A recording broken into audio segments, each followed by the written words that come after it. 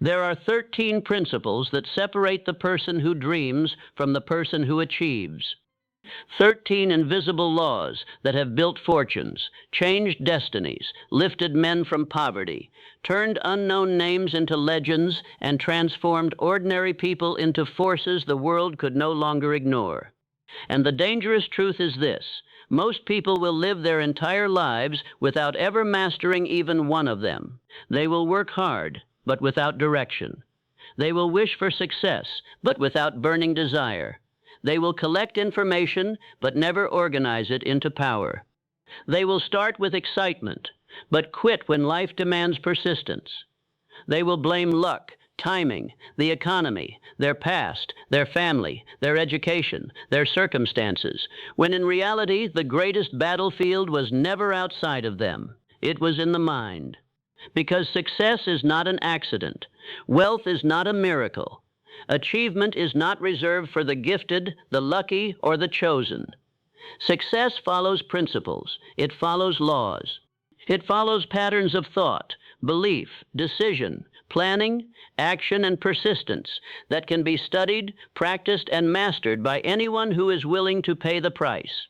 The tragedy is that most people want the results without the transformation.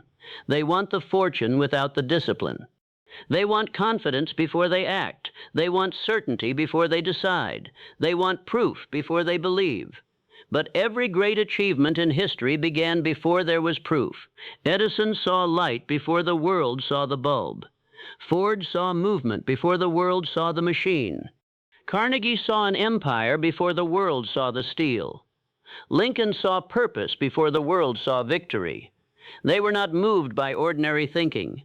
They were moved by principles. And if you understand these 13 principles, you begin to understand why some people rise while others remain trapped.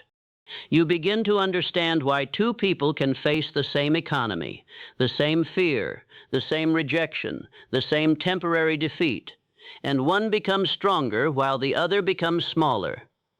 It is not because one had no obstacles. It is because one had a philosophy of desire, a philosophy of faith, a philosophy of disciplined thought, a philosophy of decision, persistence, imagination, planning, and organized power. The life you want will not be created by chance. It will be created when your mind becomes definite, your purpose becomes clear, your belief becomes stronger than your excuses, and your daily actions begin to obey the vision you claim to desire. Because the first principle is desire. Not a weak wish, not a comfortable dream, not the kind of hope people talk about for years while doing nothing. Desire is the burning point of the soul. It is the force that turns a vague idea into a definite purpose. It is the inner fire that makes a person rise when the world gives them every reason to stay down. Most people do not fail because they have no opportunity. They fail because their desire is not strong enough to dominate their fear. They say they want success, but they also want comfort. They say they want wealth, but they also want approval. They say they want greatness, but they are not willing to become disciplined in private before they are recognized in public. A true desire does not ask life for permission. It does not wait for the perfect moment. It does not disappear when conditions become difficult. It becomes stronger under pressure, sharper under rejection, and more definite under temporary defeat. Every fortune begins with desire. Every transformation begins with desire. Every achievement begins with a moment when a person says, "This is no longer a dream I admire from a distance. This is the purpose I am willing to build my life around." But desire alone is not enough. Desire must be joined with faith. Faith is the second principle, and faith is the power to believe in the reality of something before your hands can touch it. The world will tell you to wait until you have proof. The world will say, "Show me the results, then I will believe." But the achiever understands that belief comes first.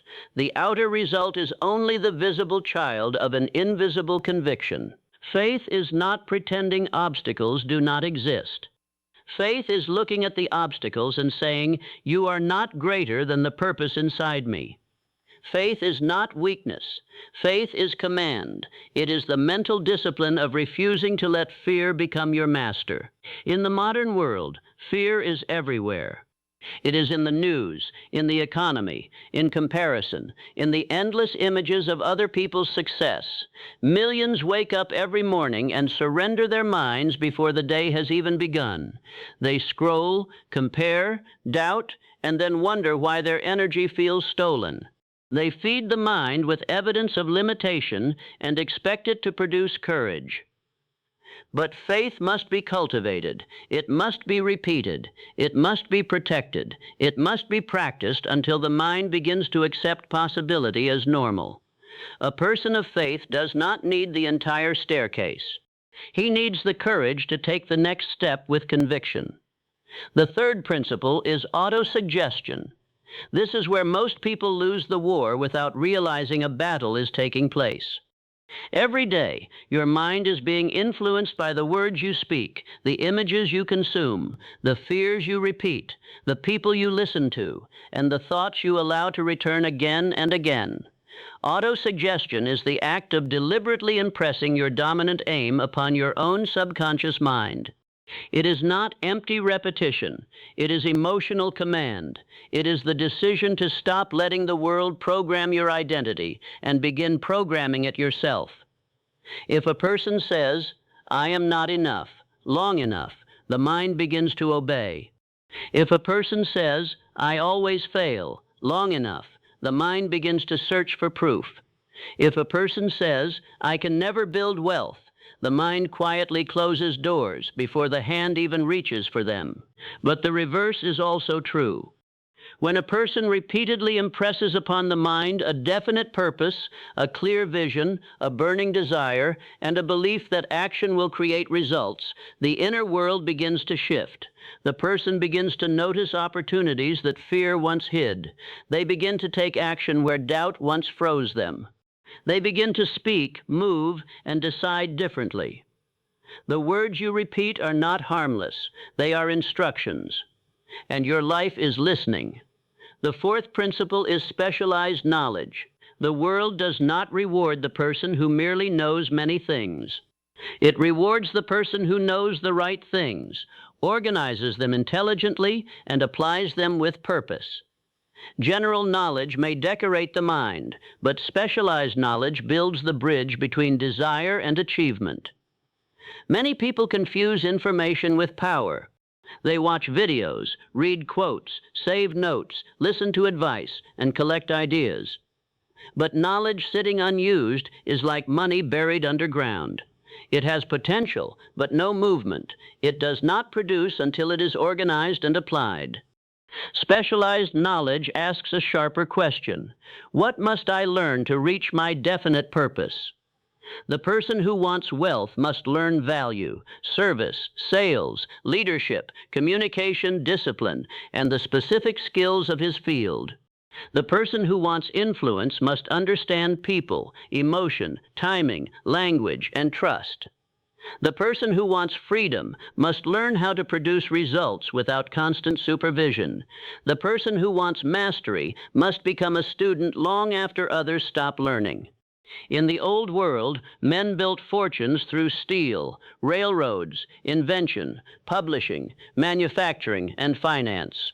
In the modern world, fortunes are also built through technology, media, systems, brands, digital platforms, creativity, and attention. But the principle has not changed. The tools changed. The law remains.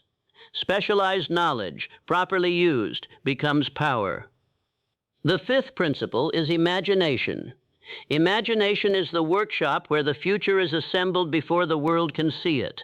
It is the invisible factory of achievement. Before something becomes a business, a movement, an invention, a fortune, a home, a body, a career, or a new life, it must first become an image in the mind. The average person uses imagination to create fear. They imagine failure. They imagine embarrassment. They imagine being judged. They imagine everything going wrong before they ever begin. Then they call themselves realistic. But the achiever uses imagination differently. The achiever imagines solutions. The achiever imagines possibility. The achiever sees a door where others see a wall. The achiever looks at a problem and asks, "What can be created from this?" Edison imagined light where others accepted darkness. Ford imagined movement where others accepted distance. Disney imagined worlds where others saw only drawings. Every great creation was once a mental picture held by someone who refused to let the present condition become the final condition. There are two forms of imagination. One rearranges what already exists.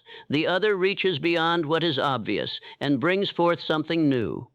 In either case, imagination requires courage because the world often mocks what it cannot yet understand. Your imagination is not a toy. It is a creative force. If you give it to fear, it will build prisons. If you give it to purpose, it will build pathways. The sixth principle is organized planning. This is where the dreamer is separated from the builder.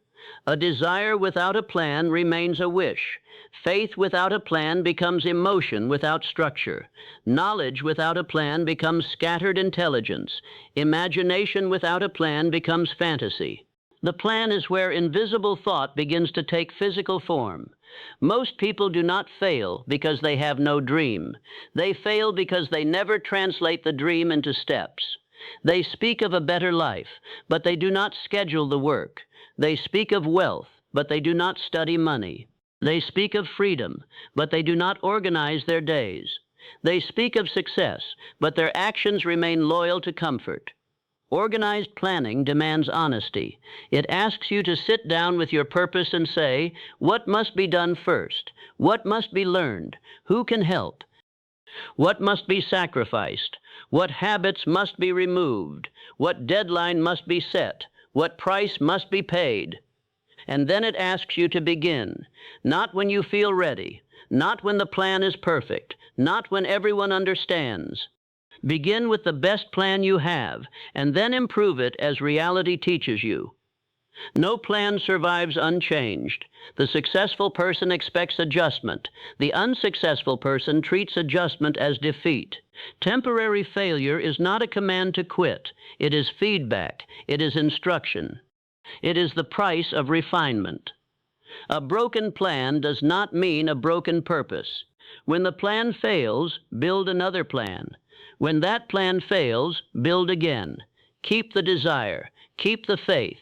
Keep the definite purpose. Change the method until the method begins to obey the mission. The seventh principle is decision. There is power in a person who decides, not hopes, not thinks about it forever, not waits until fear disappears, decides. Indecision is one of the great thieves of destiny. It steals years quietly. It does not always look like failure. Sometimes it looks like preparation. Sometimes it looks like research. Sometimes it looks like asking for one more opinion. Sometimes it looks like waiting for the perfect moment. But beneath the surface, it is fear, wearing the mask of caution. The person who cannot decide cannot command life. They are carried by circumstance, influenced by every voice, shaken by every criticism, redirected by every obstacle. They live open to the opinions of people who have never built what they are trying to build. Decision does not mean foolishness. It means clarity. It means you have thought, evaluated, chosen, and committed. It means your mind is no longer leaking energy into 100 possible lives. It has selected a definite road. Great leaders are not always those who make perfect decisions. They are those who make definite decisions and correct their course with courage. Lincoln had critics. Ford had doubters. Every person who has ever created something meaningful had someone telling them why it could not be done. But the decided mind is difficult to defeat. Because once a person truly decides, the excuses begin to die. The eighth principle is persistence. Persistence is the iron quality of achievement. It is what remains when excitement disappears. It is what carries the dream through silence, rejection, difficulty, delay, criticism, exhaustion, and temporary defeat. Anyone can begin when the emotion is high. Anyone can feel powerful after hearing an inspiring message. Anyone can promise change when the future is still clean and untouched by resistance. But persistence is proven after the first obstacle. It is proven when nobody is watching. It is proven when progress is slow. It is proven when the mind whispers, maybe this is not working, and the deeper self answers, then I will work with greater intelligence. The world is full of unfinished dreams, books never written, businesses never launched, bodies never rebuilt, skills never mastered, lives never transformed. Not because the people lacked desire in the beginning, but because they lacked persistence in the middle.